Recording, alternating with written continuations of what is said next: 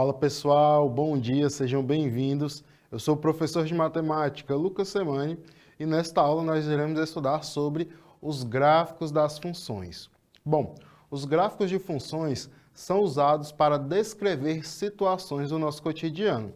Por exemplo, as vibrações sonoras, os batimentos cardíacos, os lucros de um negócio, o lançamento de um objeto, dentre tantas outras aplicações. Desse modo, nada mais justo que nós conheçamos os gráficos dos diferentes tipos de funções, não é mesmo?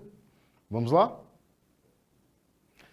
Então, pessoal, nós iremos começar com um tipo de função, um tipo de função e depois a sua representação gráfica, tá? Nós temos aqui, pessoal, primeiramente, a representação algébrica da função afim. Ela é dada por y igual a ax mais b. Vocês lembram qual que é o gráfico associado a essa função? É uma reta, não é? O gráfico de uma função afim é determinado por uma reta, tá, pessoal? Só lembrando uma coisa para vocês, que quando nós falamos do gráfico de uma função, nós não estamos falando do plano cartesiano. Nós estamos falando dessas curvas, tá? Pode parecer um pouco contraditório, mas não é, tá? Essa reta aqui, ela é chamada de curva, não que ela tenha o formato de uma curva, tá? Mas ela é chamada de curva. Os gráficos de funções são chamados de curva, tá? Então eu vou ficar me referindo assim, irei me referir desse modo aos gráficos das funções, tá? Chamarei eles de curvas, ok? Então, como eu já falei, temos aqui a representação algébrica da função afim, e aqui destacado em verde, nós temos a representação gráfica da função afim, tá? Lembrando que aqui nós temos o modelo geral, tá, pessoal? E no gráfico, para trazer a representação gráfica, eu precisei estabelecer um modelo particular, tá? Uma função específica, ok? Atribuir valores ao coeficiente angular e ao coeficiente linear. E esse é um exercício que eu quero deixar para vocês, tá? Ao final da aula, vocês irão, juntamente com seus professores, escolher 2 ou 3 tipos de funções e fazer alterações aí nos coeficientes angulares, nos coeficientes lineares, mexer algumas coisas, a depender da função, mexam também lá nos expoentes, façam alguma coisa que vá variar as representações gráficas desse tipo de função, tá?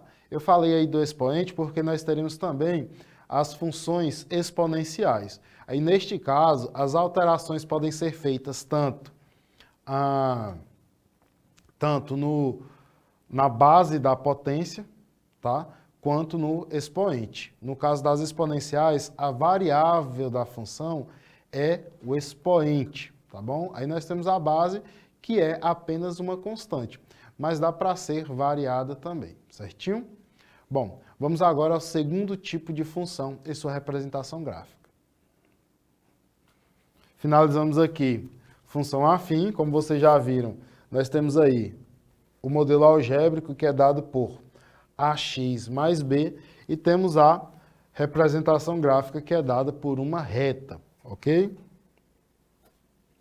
Bom, e a função quadrática? Nós temos aí sua representação algébrica, tá? Y igual a x² mais bx mais c. E aqui, pessoal, para quem escolher esse tipo de função, eu quero que vocês observem o seguinte: quais alterações ocorrem nesta representação gráfica, tá? Quando vocês realizarem alterações no coeficiente angular, quando realizarem alterações no coeficiente linear e também quando realizarem alterações no coeficiente que acompanha o x, ok? Ou seja, vão realizando alterações individuais aí nos coeficientes A, B e C para verificar como elas interferem nesta curva aqui, tá? Façam essas verificações para que vocês tenham mais intimidade com a relação entre essas duas representações, algébrica e gráfica, ok? Bom, a parábola, como vocês já sabem, é a representação gráfica de uma função quadrática, tá, pessoal? E aí, quando nós falamos em parábola, nós temos aí alguns pontos específicos que nós podemos observar. Por exemplo, o gráfico dessa função aqui eu determinei por meio de y igual x ao quadrado, somente. Vocês podem perceber que a parábola está passando pela origem, certo? Portanto, a única raiz dessa função é x quadrado. Notem que a concavidade da parábola está voltada para cima, portanto, o coeficiente A é positivo, a função tem um valor mínimo, então dá para fazer toda essa análise. O que aconteceria aí se nós acrescentássemos, por exemplo, um coeficiente linear? O que aconteceria com o gráfico associado a essa função?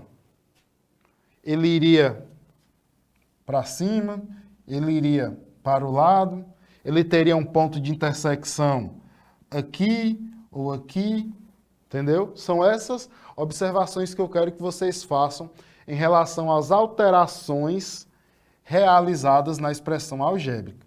Nós realizamos alterações na expressão algébrica e observamos elas na representação gráfica, ok? Então, é óbvio que as duas representações são extensão uma da outra, tá? Bom, função quadrática, forma geral, ax² mais bx mais c. Representação gráfica, nós temos aqui a parábola, certo?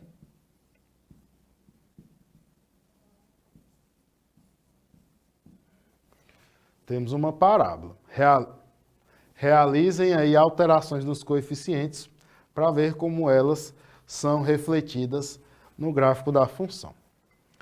Então, pessoal, temos aqui agora um segundo tipo de função, que é a função cúbica. E aí, vocês já viram falar desse tipo de função? Nós já vimos falar bastante sobre função afim e função quadrática. Já chegaram na função cúbica?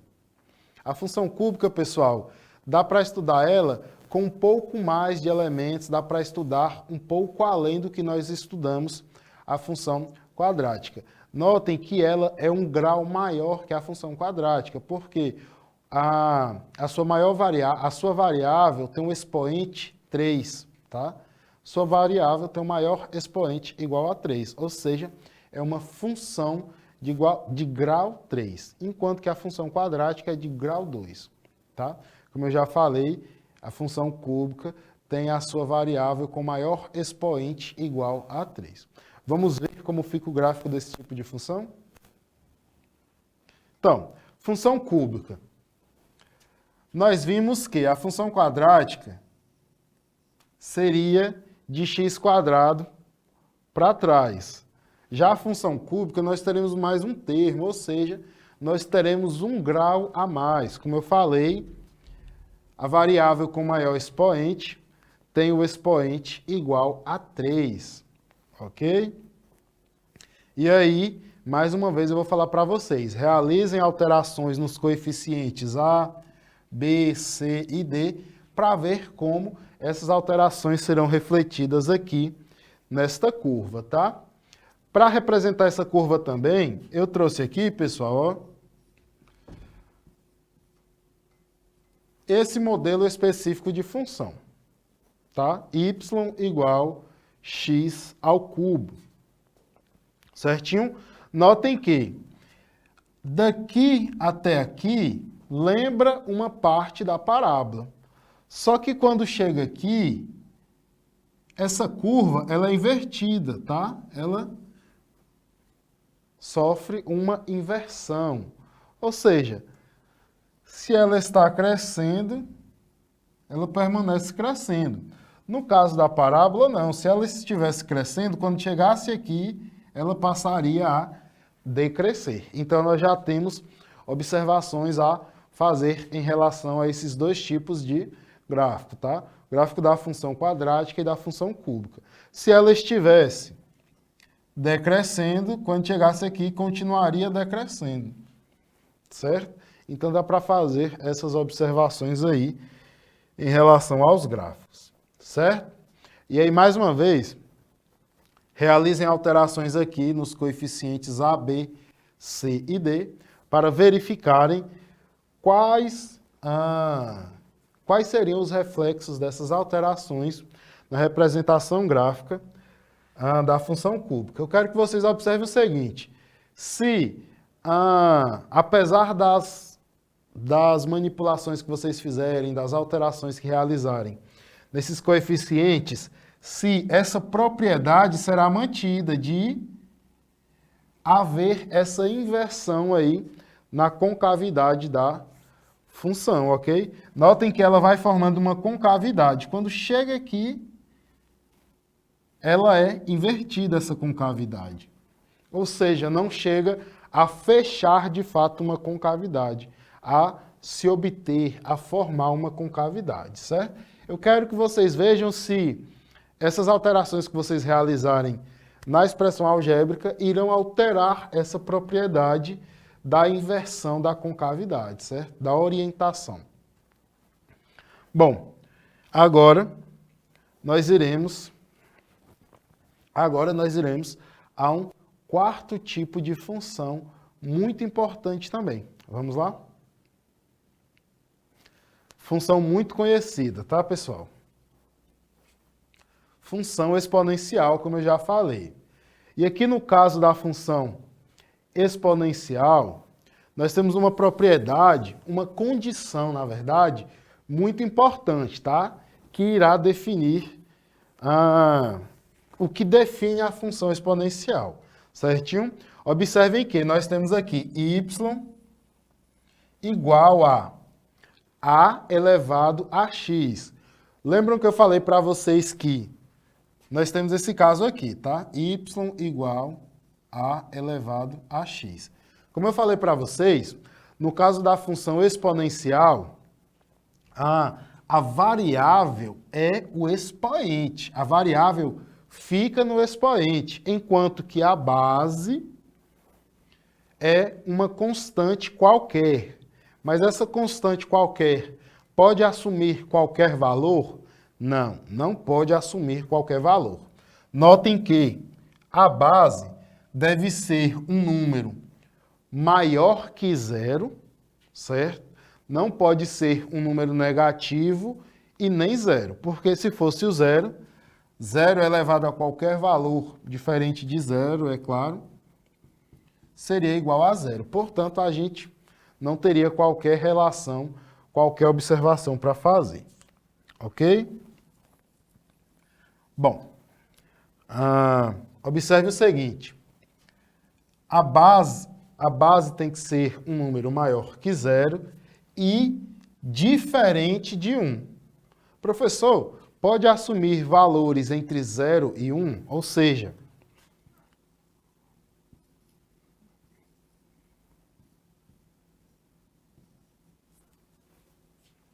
é essa relação que nós temos, tá? O coeficiente A deve... Coeficiente não, perdão. A base A deve ser maior que 0 e diferente de 1. Pode assumir qualquer valor entre esses... Entre não. Qualquer valor diferente desses valores aí, tá? Não pode ser o 0 e nenhum número menor que ele e também não pode ser o 1. Certo? Não pode ser o 1 porque o 1 elevado a qualquer número é igual a 1, ok? Então, também não teria o que observar. Então, pessoal, o que nós podemos observar aqui dessa condição da função exponencial. Nós podemos observar que o coeficiente A, ele pode ser um número maior que 0 e menor que 1. Nesse caso, nós iremos chamar a função de decrescente. Vou botar só assim. Nesse caso aqui, a função será decrescente. Se nós escolhermos um valor entre 0 e 1, a função irá decrescer. E se nós escolhermos um valor maior que 1, então a função será crescente, tá?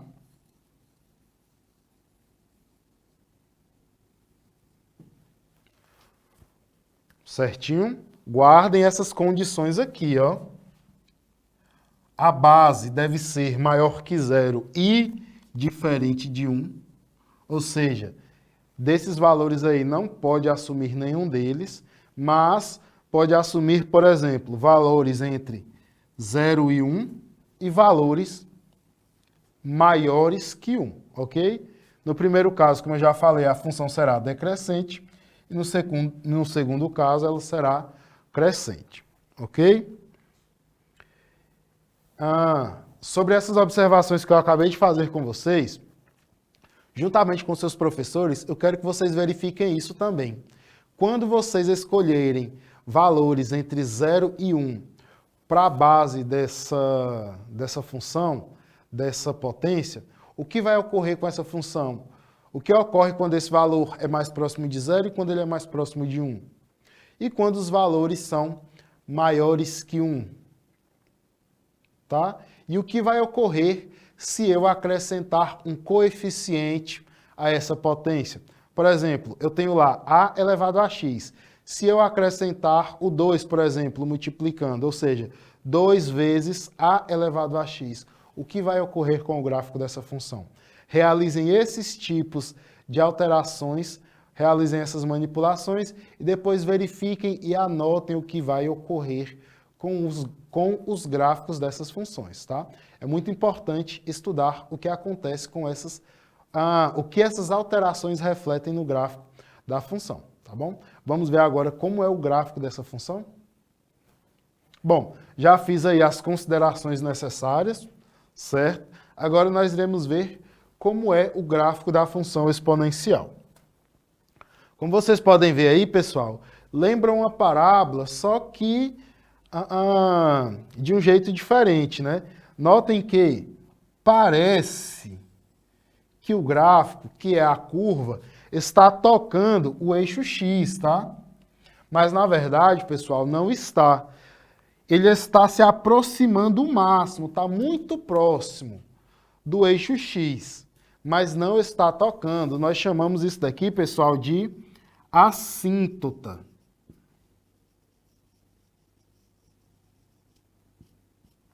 Tá? Nós temos aí uma assíntota, certo? É quando o gráfico se aproxima bastante de algum dos eixos, mas não o toca, ok? Então, nós temos essa assíntota. Eu quero que vocês verifiquem nessas alterações o que ocorre com essa assíntota se nós tivermos uma função crescente ou decrescente. Eu já falei para vocês quais são as condições, ou seja, eu quero que vocês verifiquem o que vai ocorrer com a assíntota quando os valores da base forem maiores que 0 e menores que 1, e o que vai ocorrer quando esses valores forem maiores que 1, ok? Observem também, pessoal, que a curva está tocando o eixo Y, tá? No ponto 1. Perceberam? Ou seja, quando x é igual a 0, tá? Y é igual a 1, certo? Aqui é o valor de x. Quando x é igual a 0, y é igual a 1, certo? Quando nós estamos falando, é claro, de um tipo de função onde o coeficiente é igual a 1, ok? O que vai ocorrer se esse coeficiente for igual a 2? Será que, ao invés de tocar o eixo y no ponto 1, vai tocar no ponto 2? E se aqui for 3, vai tocar no ponto 3 aqui também? façam essas observações, ok? Bom, vamos agora à função logarítmica. Assim como para a função exponencial, para a função logarítmica, nós temos algumas condições também. E nós temos essa condição que é idêntica à condição da função exponencial. Lembram? Vou primeiro falar para vocês como é que nós lemos um logaritmo, tá? Logaritmo, pessoal, é o seguinte, nós teremos o log de um valor A na base B, ok? Então, pessoal, ó, o B aqui é a base, por isso que eu já coloquei a letra B para ter essa associação de B de base. E nós temos o valor A, pessoal, que nós chamamos ele de logaritmando, tá? Logaritmando que o logaritmando representa a potência já finalizada. Ou seja, por exemplo, se eu tiver 2 elevado a 2, isso é igual a 4. No caso do logaritmo, o 4, que seria o A, entendeu? Seria o logaritmando. É isso que eu estou querendo dizer. É o produto final da potência. É o logaritmando, ok? Aí nós temos aqui a base e o expoente será o próprio logaritmo, ok? Então, no caso da função logarítmica, esse y, valor de y, está sendo o próprio logaritmo, o b está sendo a base e o a, o logaritmando, ou seja, o produto final da potência, ok? Bom, como vocês podem ver, o gráfico da função logarítmica, pessoal, é muito parecido com o gráfico da função exponencial. Só que vocês lembram que o da função exponencial era esse daqui, ó. E o da função logarítmica está assim. Vocês viram que houve meio que uma reflexão, certo? Em relação à origem. Então, pessoal, isso de fato ocorre porque quando vocês estudarem mais à frente sobre funções inversas, vocês irão ver que a função exponencial e a função logarítmica são funções inversas. Por isso que nós iremos observar essa inversão dos gráficos, tá? Ó, parece que nós colocamos um espelho aqui e foi refletido, não é mesmo? Então, essa relação aí existe, tá? Faltou falar também sobre o logaritmando, que deve ser um número maior que 0, tá, pessoal? E a condição é óbvia, tá? Se a base é maior que 0, então o logaritmando, que é o produto final dessa potência, também será maior que 0, ok? Bom, temos aqui a função modular. Função modular, pessoal, é um modelo parecido com a função afim, tá? Só que observem que ela nunca será negativa, ok? E no caso da função modular, observem que é como se nós tivéssemos também um espelho aqui, refletindo, realizando uma reflexão de uma das partes do gráfico, ok? Uma isometria, certinho? Então, função modular, não tenho muito o que falar, tá? Será sempre uma função positiva, só assumirá valores positivos. Notem que ela está sempre acima do eixo x, isso significa que é sempre positiva, tá? Nunca assumirá valores negativos, justamente por causa do módulo, do valor absoluto. Bom, função seno. A função seno, cosseno, são muito usadas aí para modelar, para descrever situações que envolvem ondas sonoras, batimentos cardíacos, propagação de onda, tá? Dentre tantas outras. Vou mostrar para vocês. Quando vocês jogam uma pedra no rio, por exemplo, vocês vão perceber que a água fará esse movimento aqui, correto? Vai fazendo essas pequenas ondas. Agora, observem o gráfico da função seno. Como se eu tivesse jogado uma pedra aqui, joguei uma pedra. aí a água vai descer e vai subir. Aí ela vai ficar fazendo ondas, certo? É muito usada para essa ideia de propagação de onda, tá? Ondas sonoras, ondas envolvendo aí movimento, tá? Não sou de física, então não conheço muito bem a nomenclatura, tá? Então, função seno. A função cosseno, pessoal, é similar. Eu quero que vocês observem duas coisas. O intervalo aqui das funções, ó, notem que elas estão limitadas entre os valores 1 e menos 1, ok? Esse é o intervalo, é o limite, são os limites das funções seno e cosseno. É claro, sem nenhuma alteração. Depois vocês vão realizar alterações e vão verificar algumas dessas propriedades. O limite, esse limite 1 e menos 1 é comum, tá? Tanto a função seno quanto a função cosseno. Só que eu quero que vocês observem o seguinte. No caso da função seno, quando x é zero, y também vai ser zero. Quando x é zero aqui, ó, então o seno também será igual a zero. Portanto, nós iremos perceber sempre o gráfico passando pela origem. Então, se nós tivermos dois tipos de gráfico e um estiver passando pela origem e o outro estiver iniciando aqui, ou seja, ele não vai passar pela origem, tá? No caso da função seno, o gráfico passa pela origem. No caso da função cosseno, o gráfico não passa pela origem, tá? Então, o gráfico passou pela origem, já sei que a função é seno, ok? E quando o gráfico não passar pela origem, então eu estou diante da função cosseno. Observem que também tem o mesmo modelo, tá? De ondas aí, mas que não passa pela origem. Por quê? Quando x é zero, y é igual a 1. Ou seja, quando x é zero, o cosseno aqui será igual a 1. Portanto, que o gráfico da função cosseno não passa pela origem, ok? Então, viram lá dois gráficos. Um está passando por aqui, ó. Certo? Passa um pouco aqui do 1, mas releve. Esse daqui é o da função seno e esse daqui é o da função cosseno. Guardem essa informação. E, por fim, nós temos o gráfico da função tangente. Vocês irão perceber, pessoal, que aqui, por exemplo, ó,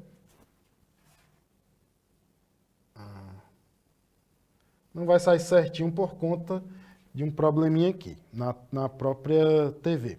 Mas eu quero que vocês observem o seguinte.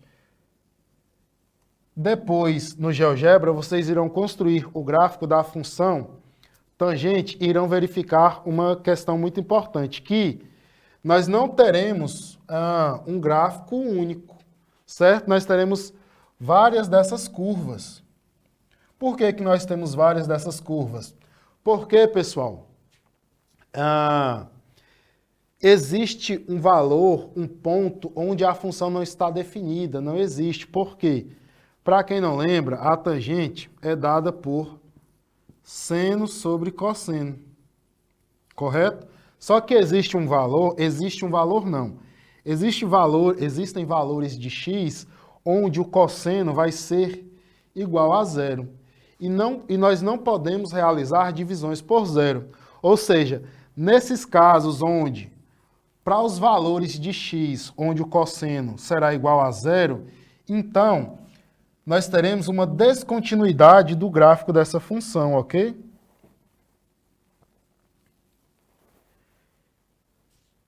Deu para entender? Existem valores aqui onde o cosseno vai ser igual a zero. Nesses valores, a função sofre uma quebra, certo? É isso que acontece. Por isso que nós temos essa descontinuidade. Nós teremos várias dessas curvas aqui, tá? Então, pessoal, função tangente é isso daí. Nós iremos perceber várias dessas curvas, certo? nunca irão se unir, porque nós temos essa descontinuidade por conta dos pontos, dos valores de x, onde o cosseno será igual a zero. E nós não podemos realizar divisão por zero. Portanto, existe essa descontinuidade aí. Existem valores de x onde a função tangente não existe, não está definida, tá bom? Bom, trouxe alguns dos principais tipos de funções e suas representações gráficas e espero que vocês estudem e pesquisem sobre mais tipos de gráficos, tá, pessoal? Tem um exercício no material que eu deixei para vocês realizarem juntamente com seus professores, tá bom? Até a próxima aula. Tchau, tchau.